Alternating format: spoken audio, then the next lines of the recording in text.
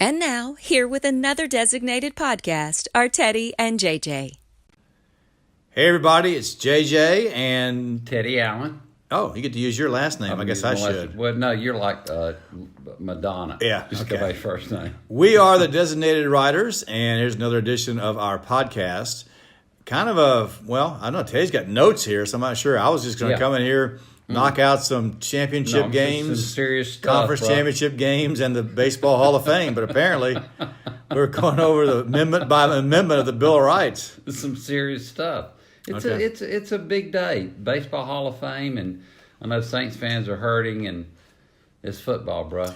Well, I had said what I had to say about the previous Daily Happen. So I'm gonna let you have your verbal crack at it, Teddy, if you'd like. Yeah, well, tomorrow is. In fact, I've already written it. It's published, and we'll hit the button to make it go live here in a minute. But on the Baseball Hall of Fame voting, kudos to Mariano Rivera. We'll get to that in a minute. Saints, I feel bad about it. I'm thrilled for my blindside tackle on the Rams football team, who's big Andrew Whitworth, who's from West Monroe. And you will not meet a better person. You'll meet fewer bigger people, by the way. He's born to play left tackle. And he was 0 for 8 in Cincinnati. And now he's going to the Super Bowl, so I'm thrilled for him. Saints should have scored in the first quarter, man. They should have scored a couple. Well, they scored. They just didn't should have score. scored a couple touchdowns. They could have run the ball late. I mean, you want to take the ball out of the referee's hands. It is a brutal way to win the game. But when you get down to where, I got to have the officials decide this, it's a bad deal. I mean, it's a brutal way to win the game, but the other team, the Rams were completely bumfuzzled in the first half. And to their credit, they rebounded and did what they had to. I was thrilled for them in that environment. They hung in there. And so, anyway. One of the things that bothers me, not to interrupt you, but I just did. Please did. It just bothers me when people, and when I say people, I mean notably network announcers, just try to tell us that 13-0 is, oh my gosh, this is such a blowout. And it's not. I mean, they got a field goal, then they got a touchdown. You go, well, wait a minute. They get the ball to start the second half. The Saints it was 13-3, and theoretically the Saints could have been behind the next time they got the ball. No, I occur, as I heard a guy say on Sports Talk Radio one time, it's one of my favorite sayings, and I was telling Linnea, your friend and my wife, I said... Official voice. The voice of DW. That's right. And I said, look, they should have scored touchdowns. I said, they're down just this many points after all that went bad. I feel bad for the Saints. I do. They're wonderful human beings and all that, but, I mean, the Rams, their composure, the way they come out in the second half, after they regrouped, even in the first half with the noise and everything, and they proved to be better professionals than the other team. I'm sorry about the brutal call at the end. Yeah, and again, it's a game decider. You think back on things that literally changed the outcome of the game. That's one of them. We've mentioned the national championship game, Miami and Ohio State, where if the guy doesn't throw the flag 10 seconds afterward, it's ball game. The tuck rule is another one that's come out that, if they don't call it, it's the end of the game. Don't leave it up to the officials. I mean, you can run the ball. You've coached a lot of games. Take it out of the officials' hands. Score touchdowns in the first quarter. I mean, you throw the ball to your back. Todd Gurley, what a fantastic player. And he just basically hands it to the linebacker. You got the ball on the inside the 20. Yeah. Score a touchdown. Yeah. So, I'm sorry. It's a hard game. And why people bet on this, I cannot understand. Yeah. By the way, I had the Rams. Okay, good. So I wanted the interference to be called because then they kick the field goal. It's 3.5. Rams cover. Everything's fine. Right. All right. Anything on the AFC Championship game? Your Kansas City Chiefs and your Patriots? I was disappointed they didn't go for a touchdown because they had the Chefs. It was 4th and goal, and I thought they should have went far. But anyway, it was a fun game to watch. I mean, you can't ask for a better. To me, that's Oh, best yeah. Sunday Yeah. in the NFL. 2 overtime games to go to the Super Bowl. And that's always my favorite Sunday is 2 championship games on that day. Way more than the Super Bowl. So Look, I all you know. get asked for. I know people love to rag on Brady and the Patriots, and it's kind of they're kind of the Alabama of pro football, Right.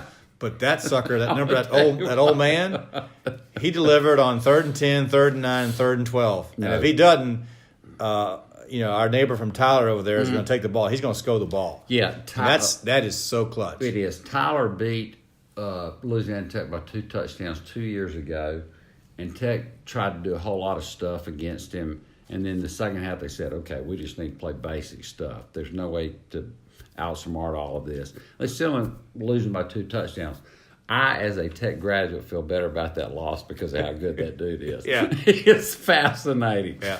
And he may be the Brady of tomorrow, but Tom, kudos to drinking kale shakes. Yeah. Well, I got one in the fridge right Okay, now. Adams to my man. Okay. All right, so we'll see. We'll talk about the Super Bowl at I some don't other know what juncture. the line is. Do you know? It's close. It actually Okay. the I don't know Rams what came all- out as the favorite, and there are a bunch of people named Guido who said thank you, and immediately bet the Patriots to the favorite. So it's been from -1 to +1.5. It's God, right on the hard number. to bet against Patriots. Again, I haven't bet in 30 years, but we have where we soft drinks and broccoli salad matchsticks. and that kind of Yeah. stuff. I don't know what I'm going to do in that. All right, let's go to Baseball Okay. Hall of Fame. That came out on the day they were doing this podcast. 4 guys got in. 1 got unanimous, which has never happened in the history of the sport. Lots of discussion. Is it a Hall of Really Good? Is it a Hall of Fame? That's just how it fell. And I think the surprising thing is the number of people who are gaining momentum in terms of, obviously the steroid guys seem like they're moving up. Kurt Schilling seems to be moving up. Yeah. The people that used to think you had your best chance your first or second year, now it doesn't seem like that. And especially with next year's very weak class, it is Derek Jeter and like me and you. Okay. There are a lot That is of a weak class. Yeah, there's a lot of good chances for I wouldn't be surprised if some of these guys got in next year. But the 4 guys in besides Mariano Rivera, who's unanimous, were Mike Mussina, a little bit of a surprise. Edgar Martinez, glad he got in. And Roy Halladay, the late Roy Halladay, who, like John Denver, found out that flying experimental planes and things like that just doesn't seem to work out. Yeah. I don't have a big problem with any of them. Mussina would be the one I'd have the most problem with, but he won 270 games. Mussina, was my boy with the Orioles. I was glad he got traded to the Yankees because the Orioles were going downhill and we'll never win another pennant till our owner flies an experimental plane or something like that. So I've accepted that, and I accepted it 20 years ago. This is also the class of the very good-looking. Martinez is the worst-looking guy of the bunch, and he's a good-looking guy. The other 3, I don't mean to sound weird, but they're movie stars. Mussina's a good-looking guy. Yeah, Mussina, Halladay, and Rivera, they're all good looking. They're movie star guys. Well, no, they're all playing for second, but if you ask me, To Mussina. Oh, he's that's a stud. a good-looking guy. Yeah, he's. I mean, and Halladay. a nice guy. He's a basketball coach at the high school. That's beautiful. Where he went to school at, and he had to, he took the call for the Hall of Fame between the boys and girls. Got game. timeout. He had to walk Got a down 30-second real He was quick. embarrassed. Had to walk down the tunnel and take a good call. So I love him. Halladay won Cy Youngs in both leagues. He threw a perfect game. He threw a no-hitter in the playoffs. And Mussina won 100 games in both leagues. Right. Yeah. Nothing. I got to see Halladay pitch in Wrigley Field May of 2010 on my honeymoon. Well, good for you. What about that? And the Cubs beat him on Sunday I night. look at, Rivera was in unanimous, and that's fine. Correct. I look at comparison-wise. I look at Halladay as being kind of a Jack Morris, tough bulldog guy, a guy you want to go out there and take the ball. Yeah. His Well, complete game numbers are stunning. 61 or 2, and the second best guy is C.C. Yeah, Sabathia, with who we 30 love, something, who right. we love with 30. Mussina to me is kind of like a Don Sutton guy who he had I a nice agree. career, and you look up and whoa, he won 270 games, which in this day and time is like 315 games almost. And Edgar Martinez, He's a stud. he's the JJ. best designated hitter for a long And time. he came up playing third base, and then they couldn't get him out of the line because he just kept hitting the ball. Batted .311 career or something like that. His slash numbers, as they call it, he's one of the few guys to bat .300, slug .400, on base .500. Since World War II, I think only 6 guys have done that. This is the big one? Yeah, since the big one. Whose career would you rather had? Lance Berkman's or Edgar Martinez? I'd probably rather have Lance Berkman's because that is one nice guy. I would too. He's a nice. You talk about a guy you want to go knock a few down with. Right. And his numbers are a little bit less in every major category than Martinez. But he played with the Cardinals. He was on good teams. He was fun in Houston. And Edgar's out there on the West Coast. High in Seattle. Yeah, I mean, again, the fact that he got in with 80-something% and he played in Seattle. Mm-hmm. To me, I mean, again, we've had the argument about Schilling. If he has a bloody sock for the Padres, is that big? Is it people even care? That's a good. But he did. He was a World Series MVP. I mean, we'll talk about that. The 4 guys who got in, there's nobody that I think. I mean, Mussina would be the one that I would talk about. Mm-hmm. But then you go, oh, by the way, JJ, he won 270 games. Well, and he was a grinder. I mean, for 18 years, he battled through DL stuff. Now, I would say, though, the argument against that is, did you ever think he was one of the 3 best pitchers in baseball? No. And the problem with that is that he had to live – he was in the era when Pedro Martinez was pitching, when Glavine and Maddox were pitching, then Randy Johnson, Schilling for that matter. There were a lot of guys. He was always overshadowed by what some consider to be some great pitchers. I occur. And, so that he wasn't one of the best – in any given year, I mean, I think he's Cy Young voting. He was in there fairly well. But I for a second, I thought Mussina, but then you look at it and go, it's kind of hard to turn that down. Well, he's just so good looking. Yeah, well, that's right. Now, let's like say you this, said. Bonds and Clemens at 59%. And I'll ask you, how would you vote? But I will say this. Bonds had 7 MVPs. 7. And the other guy had 7 Cy Youngs. Yeah. 7. I mean, I can rationalize this really easily.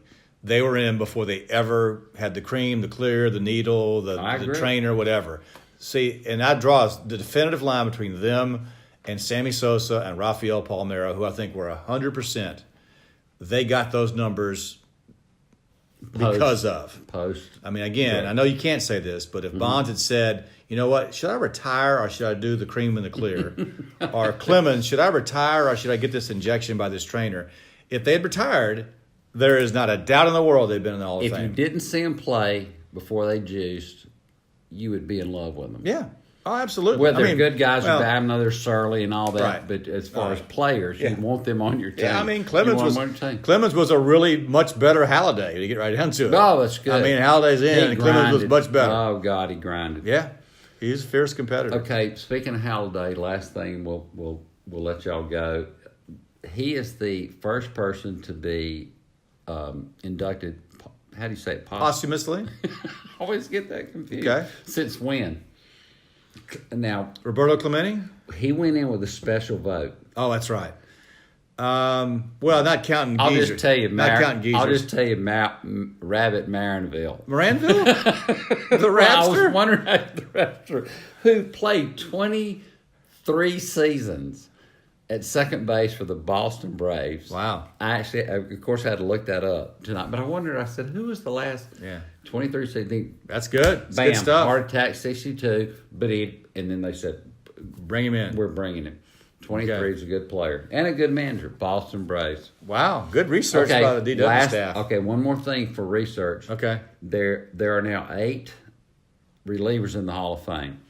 Smith and Rivera will make 7 and 8. Okay. How many of the other 6 can you name? And I'll give you hints. Trevor Hoffman. Good. Goose Gossage. Good. Didn't think you'd get that one. Dennis Eckersley. Oh, nice. Bruce Suter's not in, but he should be. Is. Suter's in? Period. Oh, I forgot. Yeah, that beard was so bad. Okay. Correct, right. So I got 4 out of the 6? You got 4 out of 6. Oakland A's. Oh, Raleigh Fingers. Speaking of bad facial hair. And Chicago White Sox is an old-timer, Hoyt Wilhelm. Hoyt Wilhelm? He's in I was going to guess Elroy Face, but okay. Of course you were. Okay. Good stuff. That's all I got. All right, well, that's all we got. Thanks for listening, and we'll come at you again. We'll talk about the Super Bowl next time. Yeah, we will. See ya.